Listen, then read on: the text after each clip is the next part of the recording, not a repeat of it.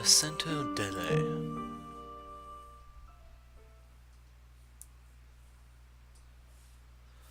I think we made pretty good friends, don't you?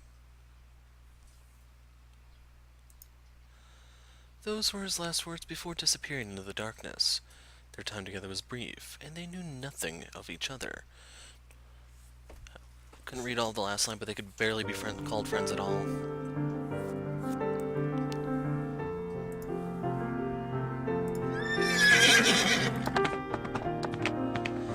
Welcome back, DDA. I've missed you. Hello there, Michel. Or should I say Michel? What a pleasant welcome this is.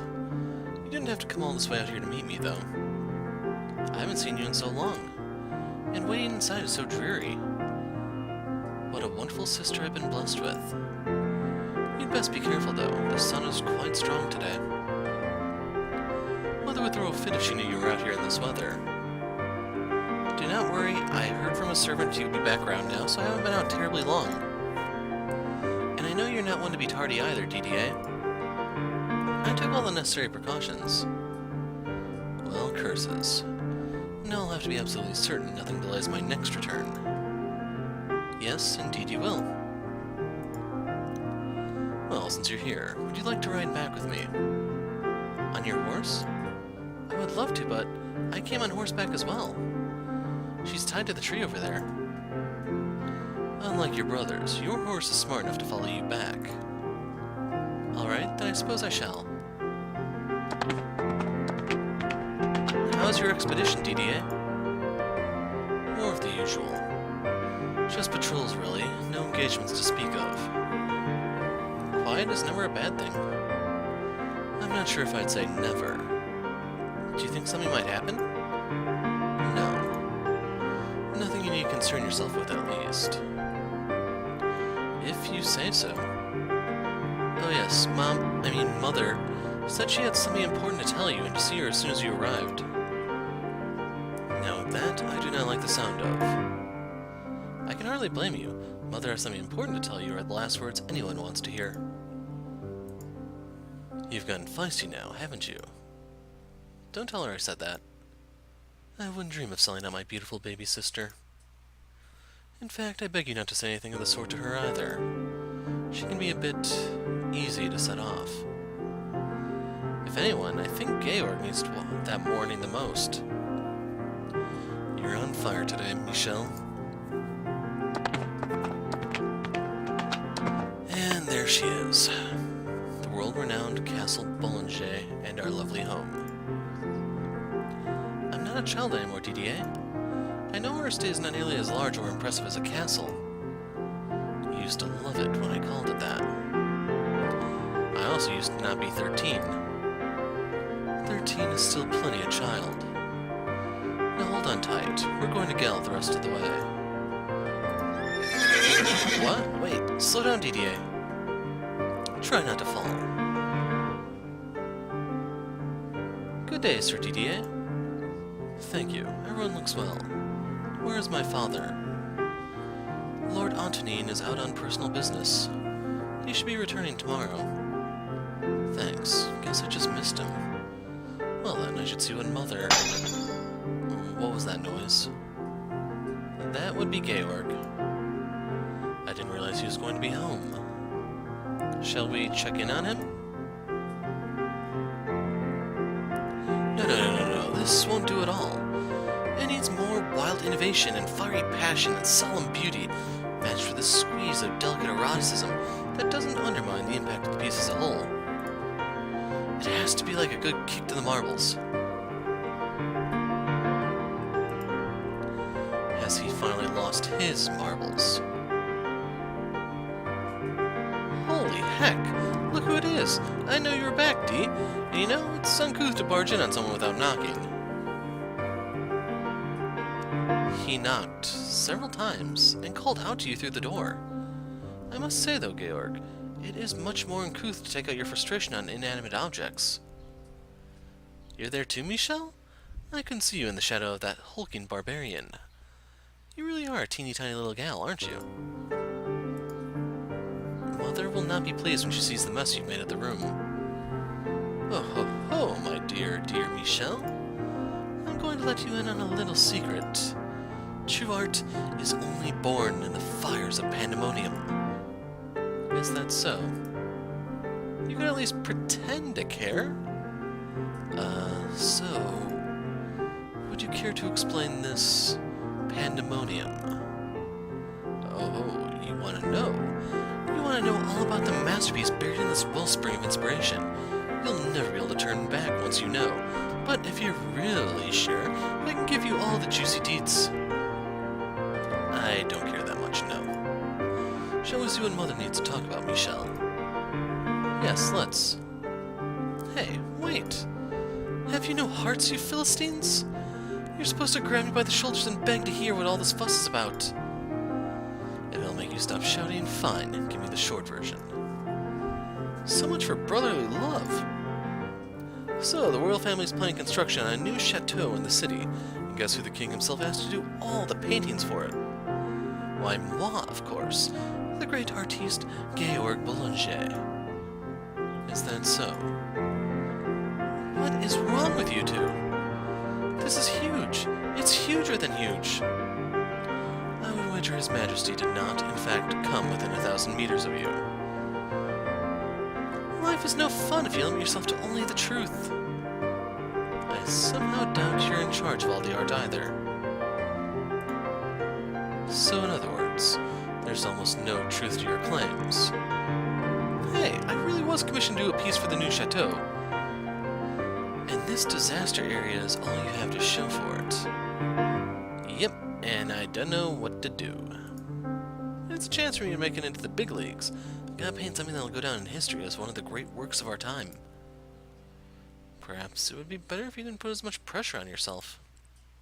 You do much better work when you're relaxed. You're brilliant, Michel.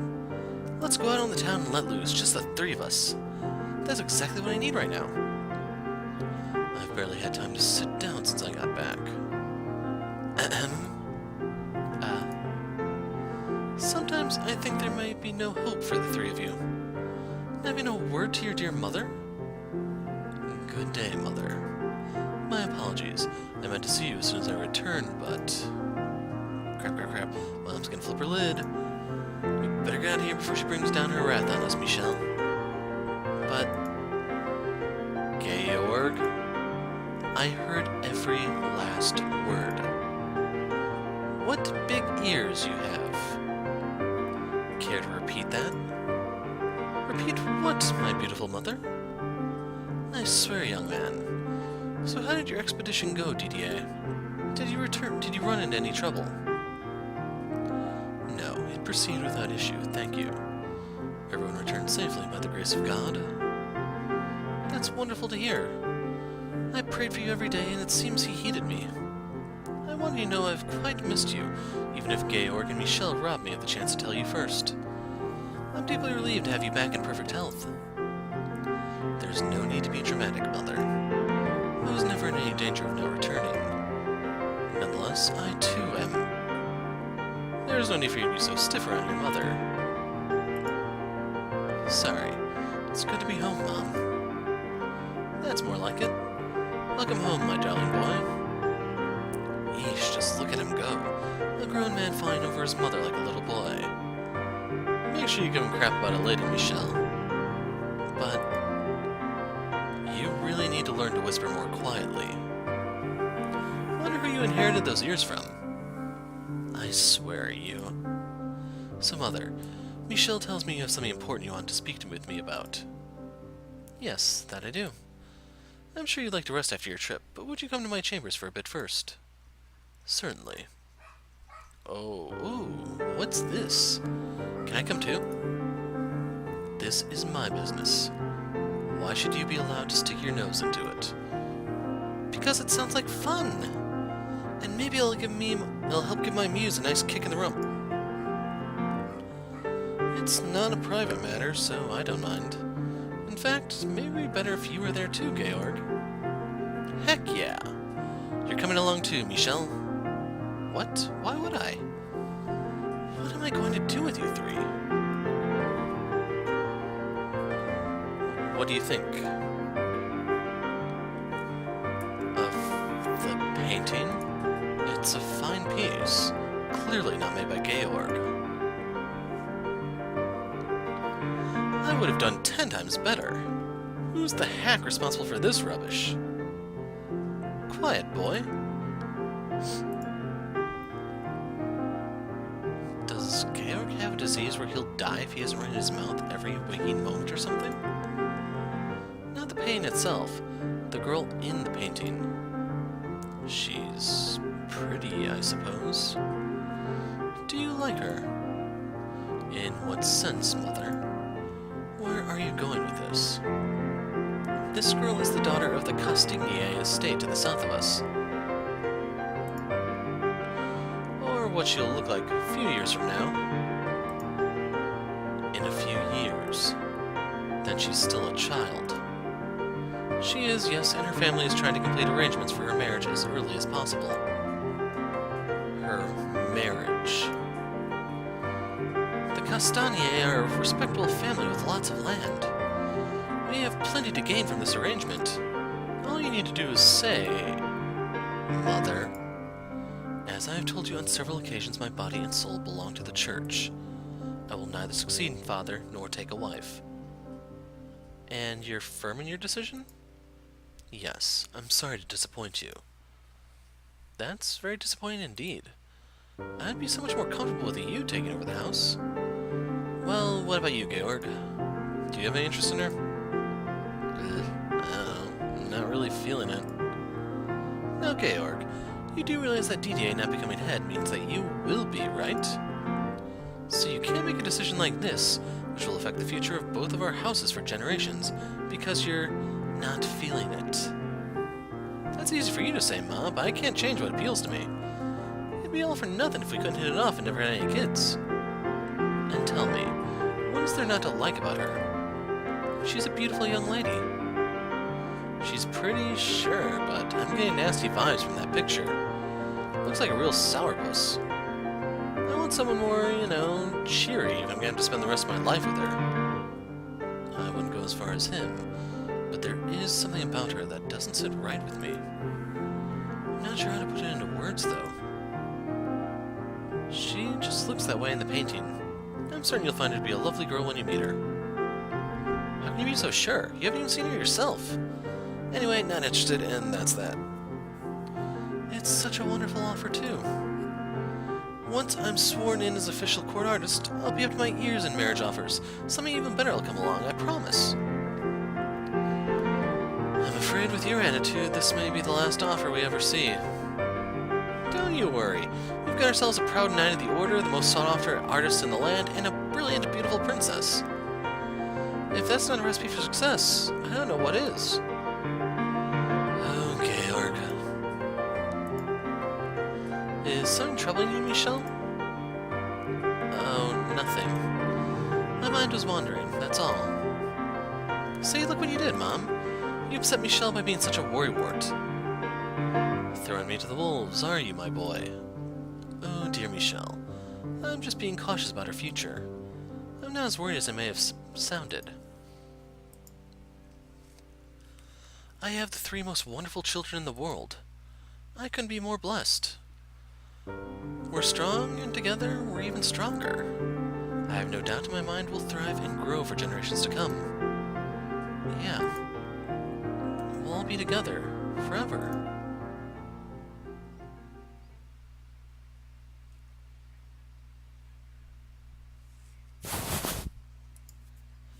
For a brief moment after waking, seeing only darkness, I forgot where I was.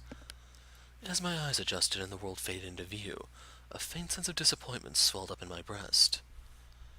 That was over a decade ago, a life I no longer had. And in fact, a life I couldn't be certain I ever had. For all I knew, my mind could have fabricated the entire thing. But in short order, the wave of sentimentality receded. A few years earlier, that yearning for bygone days would leave my heart in tatters. But now, I had grown largely numb to it. This was the life I knew best. I wasn't a 13-year-old child anymore. Nor was I a girl. Nor was I a member of the Boulanger family. I was a demon most frightful, exiled to a remote mansion.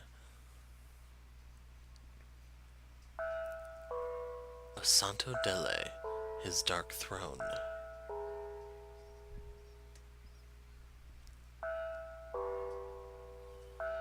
Kill the accursed thing. Those were the first words uttered by the witch upon my discovering the being lying in a heap outside the front door. The witch had haunted me ever since the day I resurrected her at the top of the mansion's observation tower a few years earlier. At first, her constant whispering in my ear had been insufferable, driving me to my wit's end. I did everything I could to think of to deny her existence and push her out of my life. But that too had passed. I had been trained of all will to fight against her, or frankly feel anything at all. No joy, no anger, no frustration, no sorrow. Perhaps that could be said to mean she had defeated me, but in retrospect, the witch caused me to encase my heart in stone, had consequently kept me from being miserable every time I received a letter from my mother. It made me think getting worked up over some stupid words on scraps of paper was a waste of time and energy. So while I wasn't at the point of gleefully cozying up to her, it was true that her presence had made my life easier. I can't stand the sight of it. It's utterly dreadful. The witch wanted me to kill them, but instead I crouched down to get a better look. They seemed to be dead already. It appeared someone had died on my doorstep, and because of the way they were clothed, I couldn't make out anything beyond that at a distance. It's faint, but they're still breathing. Look, you can see their chest moving. I'm surprised she noticed. I can barely tell from up close. I reached my hand out to roll them over, at which point the witch gave me an exaggerated sigh. I wouldn't recommend touching them. They're diseased. That's why they look like a human raisin. That was, indeed, one way to describe them. What had first come to mind for me, though, was something I had read in a book about how desert cultures would mummify their dead. The person on the ground looked like what I imagined a mummy did, though I was under the impression mummification was performed in order to preserve the bodies of high-ranking individuals, which is to say you wouldn't find one collapsed on your doorstep. Ignoring Morgana's warning, I put my hand on their arm. It twitched, and it let out a groan. Justice was stabbed through the heart, and they won't have to suffer any longer. The person didn't seem to have enough strength to sit up, barely enough to hold on to their last vestiges of life. Their fingers continued to twitch, but it didn't seem deliberate. The tall grass in which they were lying seemed to want to swallow them up. Do it, my dear. Send that poor soul to heaven, by whatever means you please. Or perhaps they'll end up in hell. They're not long for this world with or without my help. And who's going to have to deal with the rotting corpse in a few weeks if you just leave them there? Next month's delivery boy, presumably. Imagine the look on his face when he finds it. Imagine what he'll tell your family when he returns. It would make everyone's lives easier if you just killed them here. Bury them somewhere nearby. Let them nourish the earth with their flesh. If there's any nourishment left to be squeezed from them, that is.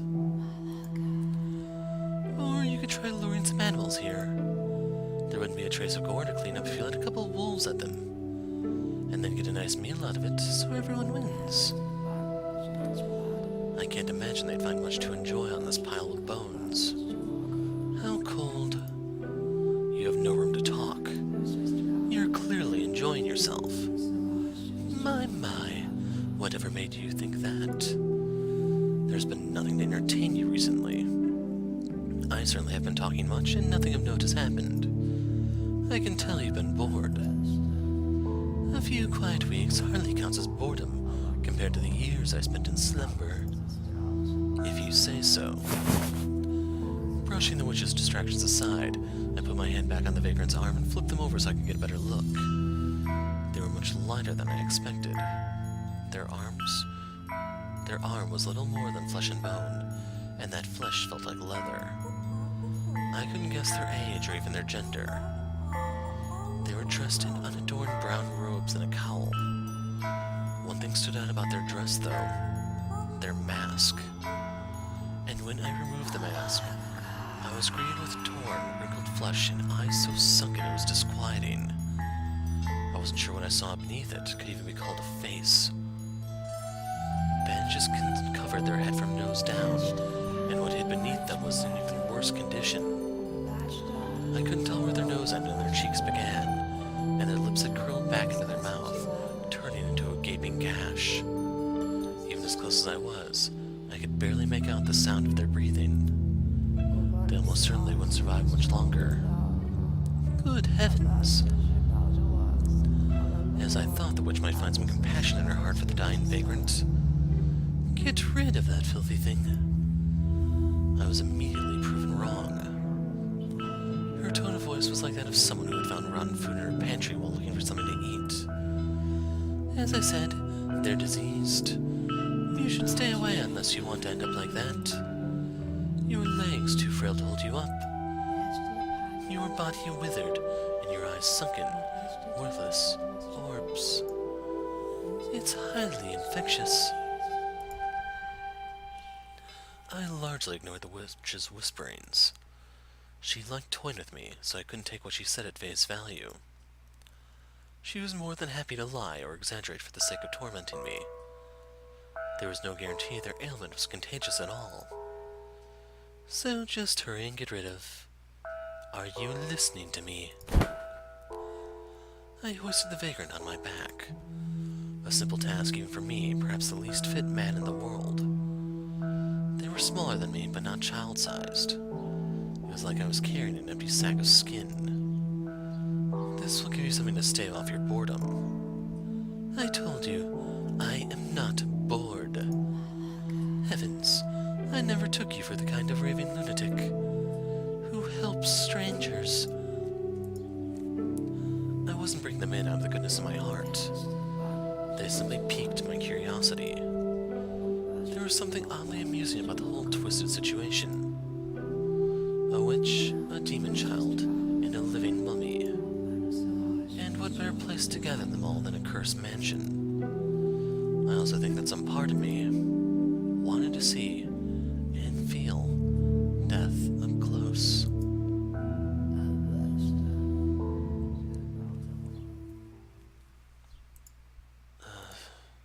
What's going on? I can't see a thing. Have my eyes finally started going? And I was so close to that mansion. I guess this is the end of the line for me. Wait, no. I still have my vision. It's just dark as hell. Where in the world am I? I'm on a bed? Good morning. And who in the hell is that? What's going on? I don't... But maybe... Can you not speak? No, I can talk, but it hurts. I was just a little startled. By what? The angel that's come to meet me at the gates. He doesn't seem to have taken that one well. The man sitting there was a curious specimen, and yeah, I know, pot me kettle. It appeared almost as if he was part of the surrounding darkness, an ethereal being that might vanish when I next blinked. Not human, but merely something taking its form. Though the more I looked at him, the more it seemed like, rather than being a part of the darkness instead radiated from him. Which is probably where the angel bit had come from. This isn't the afterlife. No, I guess it isn't. If this were heaven, I wouldn't feel like death, and there'd be at least a dozen half-naked ladies hanging over me. But I hurt like hell, so I must still be alive. Reality's a bitch. That said, though, I feel like I'd get on a lot better with a stony-faced angel like him than what they usually advertised.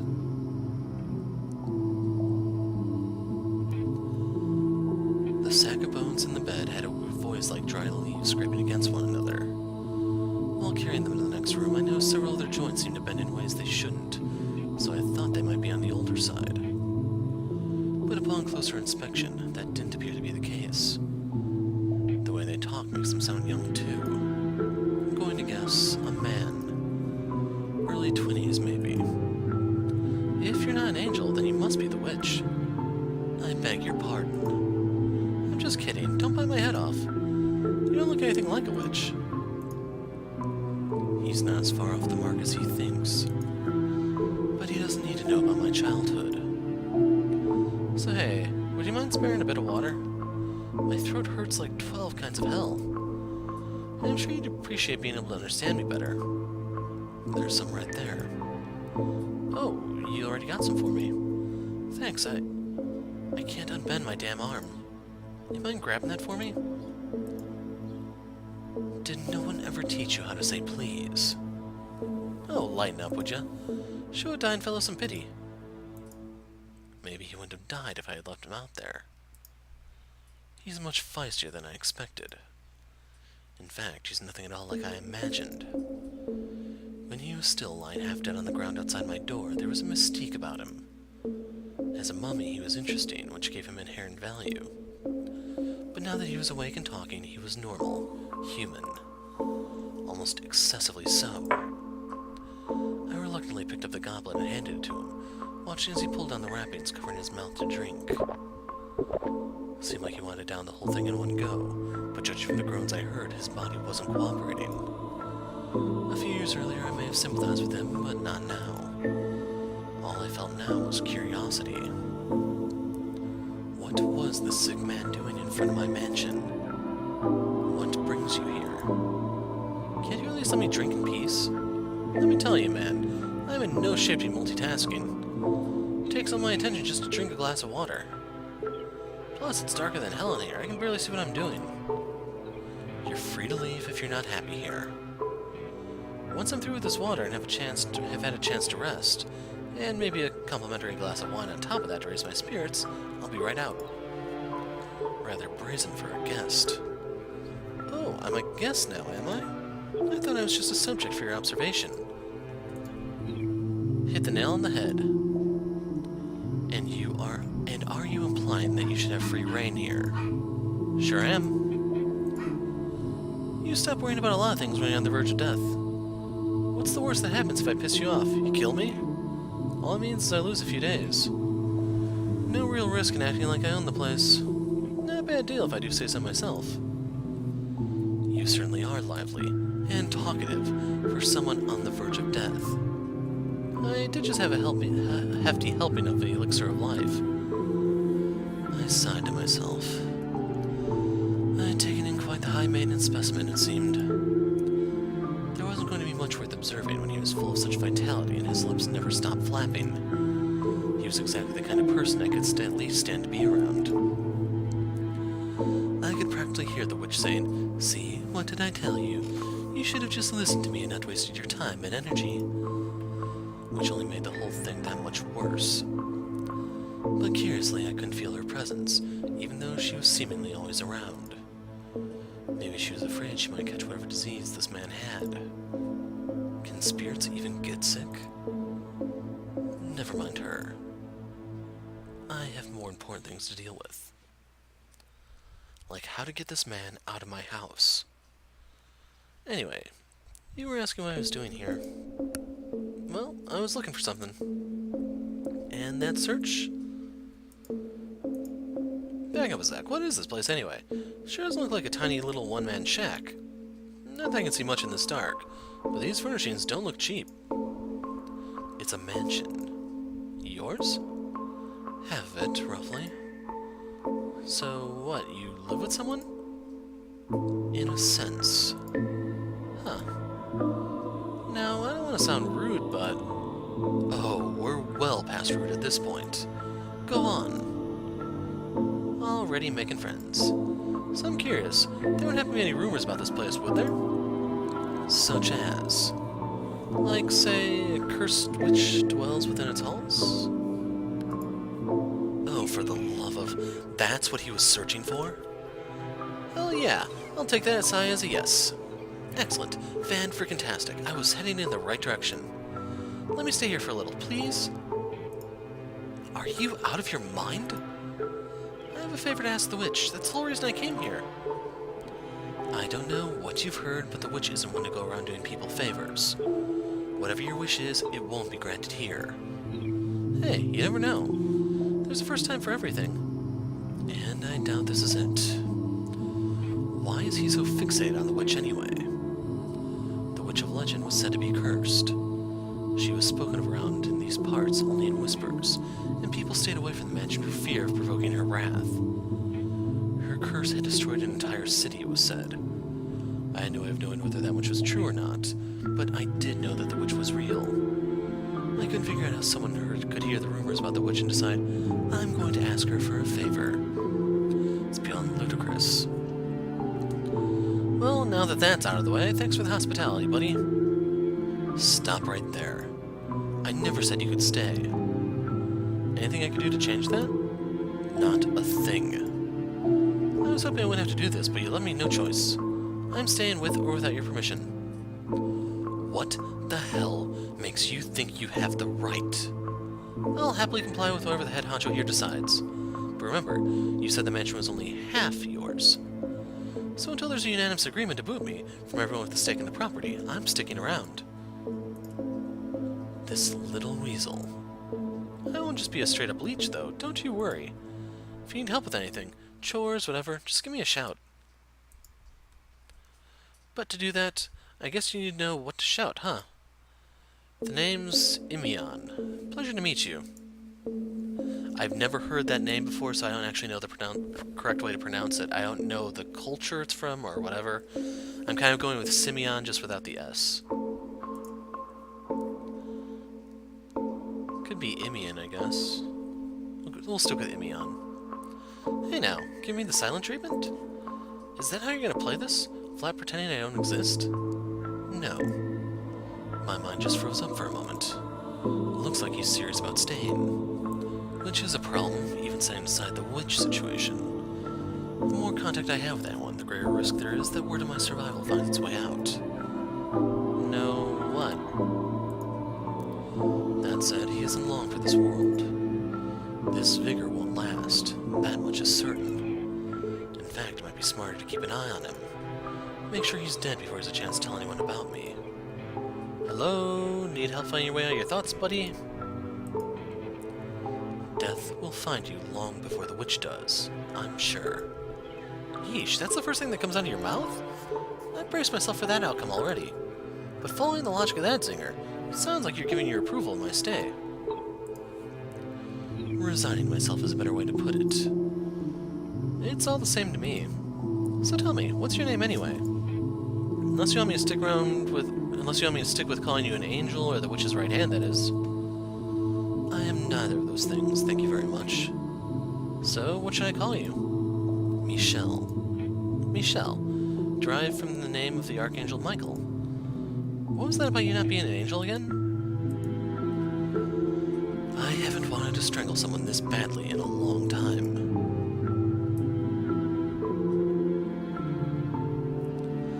And what exactly do you think you're doing? The witch spoke almost as soon as I stepped into my chambers. I could hear her voice right in my ears if she were standing beside me. Which was especially jarring as she had been completely absent during my conversation with Imian. She seemed to know what we had talked about though, so I assumed she had been spectating from a safe distance. What do you mean? You're hardly the type to take in poor wandering souls on a whim.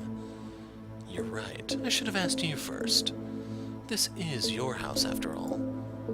Half mine, you mean? I should be thankful you let me have half of it. But you are the master of this house, and I... Go on. I was never master. So I have no say in who you choose to let stay here. But you will heckle me about it. Of course. I need my entertainment too. So what are you going to do about, whatever his name was? Imian. Right, that. I was hoping you would chase that gentle thing out. He says he has business with you. Oh, does he now? So you weren't listening on the whole thing. I'd be more than happy to hover over you every waking moment if that's what you'd prefer. I'd rather you didn't. As you can see, I respect your personal space. It wouldn't hurt you to show a bit of gratitude sometimes. So, What does that man want with me? Not a clue. All he said is he wanted to ask the witch a favor. A favor? Indeed. What a farce. I agree. You would never grant the wish of... No, not that. That you happily passed on a stranger's request, but vehemently refused to make your own of me. The offer still stands, my dear. Just say the word, and I'll put a curse on your entire family. I've told you repeatedly that I'm not going to ask you to do that. Obstinate as ever, I see. Anyway, I never asked you to grant his wish, only conveyed to you that he had one. He'll be dead in short order regardless. A week or two at most. How tragic for him, betting the last remnants of his life on the legend of the cursed witch, only to be dealt a pair of heartless jokers. In all likelihood, he just wants me to cure whatever disease he has. Why would a witch who deals in curses cure diseases anyway? Now, it's not polite to judge someone by their appearance, my dear. Are you saying you can do it? Maybe, maybe not. Regardless, there's but one thing the two of us can do for him. Watch as the poor wretch's life slips away, alone and in the dark.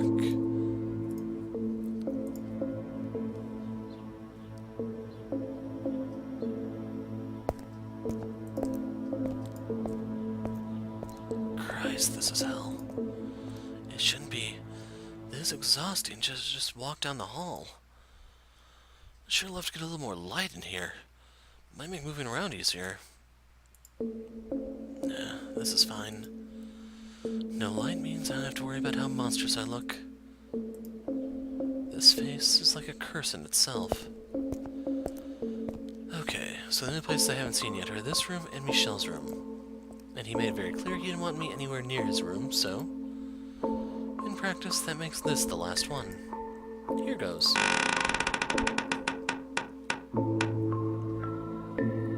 Damn. A huge stained glass window sat at the back of the chamber. The archangel within cast a faint light across the room. The light almost burned my eyes, which were still acclimated to the darkness. It felt almost like I was in the presence of an actual divine being.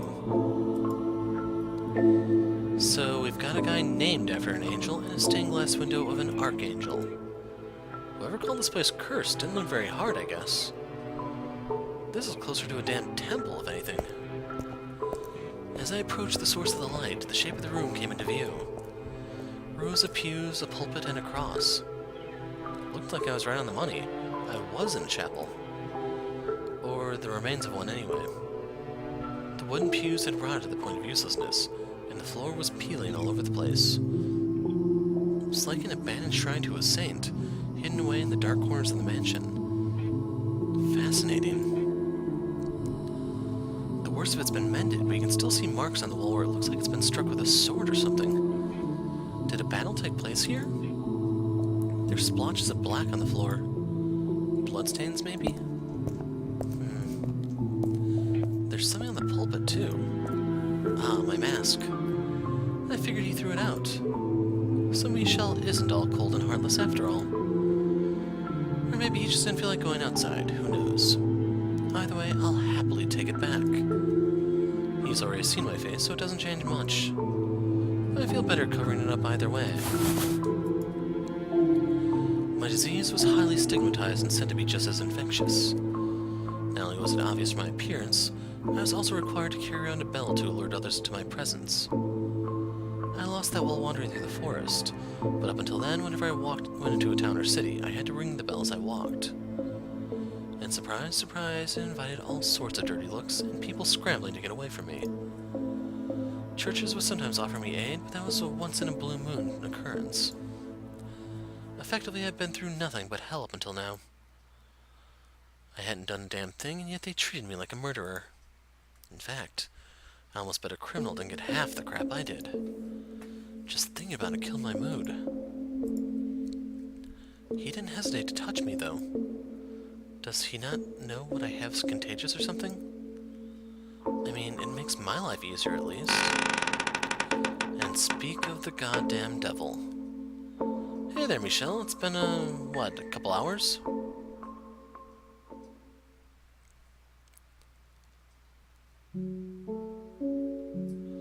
I found Imian in the chapel. He had put his mask back on, despite the fact I already seen what it hid. I couldn't imagine whatever he gained from wearing it was worth the obstructed vision, but surely he had his reasons. One hell of an impressive window you got here. I had a pretty good guess where he was going with that train of thought, and I was entirely disinterested in humoring it.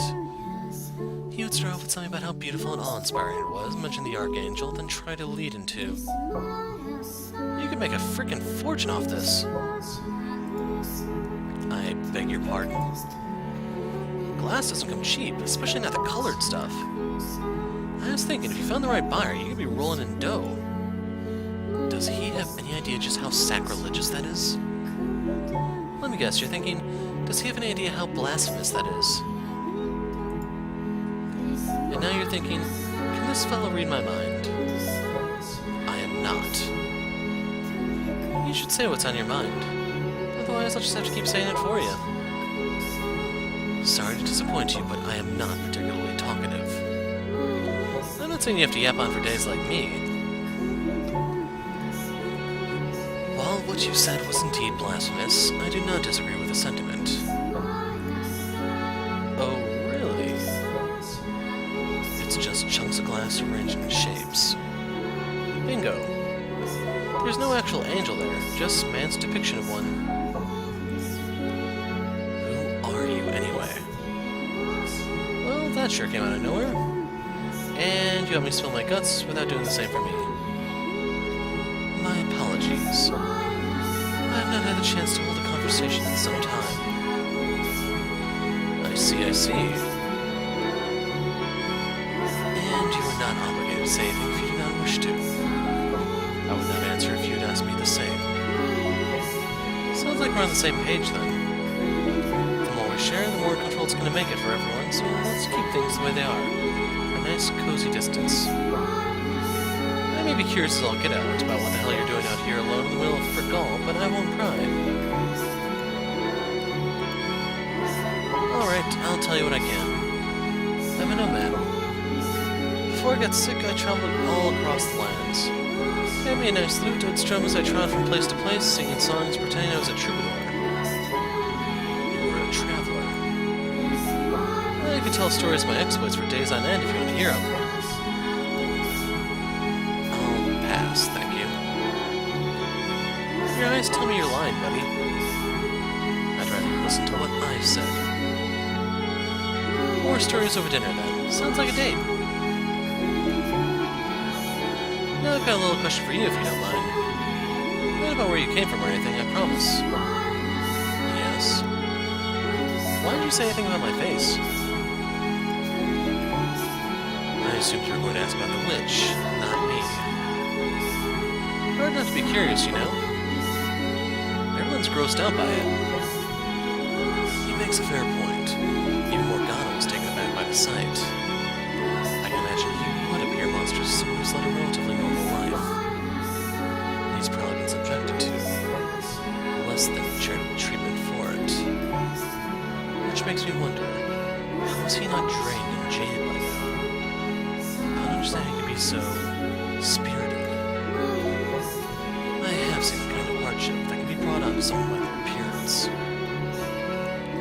So what you're saying is, it's nothing new to you? Correct.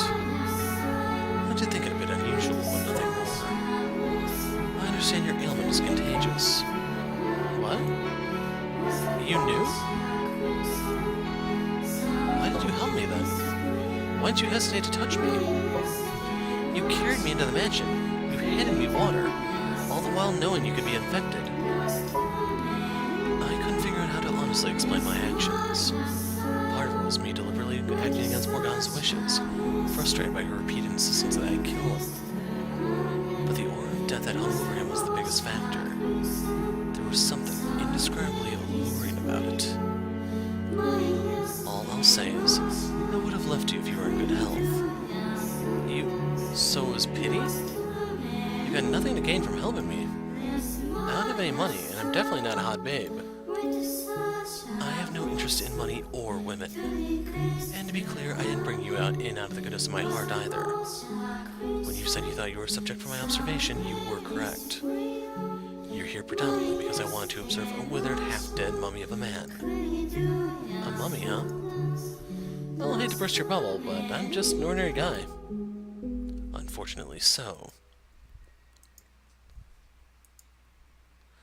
And here I thought you were only observing me because you didn't know about my disease.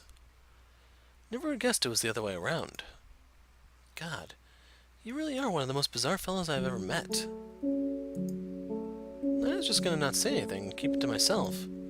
Use this as a chance to stretch my wings, enjoy not being the unclean for once. Didn't mean much either way if you ended up catching it. So The witch has declined your request to speak with her. Not even gonna let me finish, huh? I'll take that as a no apologies necessary then. Well, shit. You have no reason to remain here. I left the bar off the front door for you. The witch was my last resort. I saw who knows how many doctors. Not a one could do a thing. Hell, as soon as I saw me, the assholes tried to rob me blind with fees. It'll cost extra because they're putting themselves at risk, they'd claim. So I traveled to other cities, towns, villages. If docs weren't going to do anything, maybe I had better luck with regional remedies. Everything from herbal stuff to straight up hocus pocus. No effect, any of it. I have no interest in an apology or his life story. So why haven't I turned and left yet? Why am I standing here listening to him talk? All that's left for me to do is turn to God and the devil. I figured God would just say, accept your lot in life. Shrug his shoulders and tell me to die in a ditch. But I wanted to live. Even looking like that. Damn right. So, what? Do you believe that if you tough it out, one day your... Yeah, that's a typo there. One day your valiant efforts would pay off? That there's a light at the end of the tunnel? Because that's all fairy tale nonsense. You're right. The real world doesn't work like that. We just tell ourselves it does because it makes it easier to go through the day.